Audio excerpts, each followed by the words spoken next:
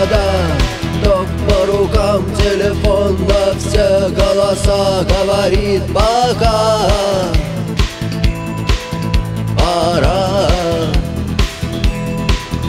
И пальто на гвозде, шарф в рукаве и перчатки в карманах шепчут: подожди до утра, до утра. Но странный стук зовет дорогу. Может сердце, может стук в дверь. И когда я обернусь на пороге, я скажу одно лишь слово: верь.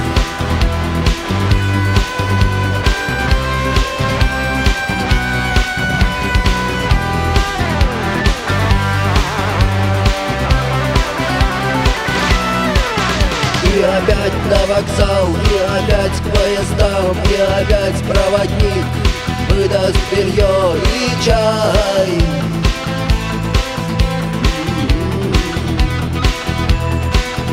И опять не усну, и опять сквозь грохот колес мне послышится слово: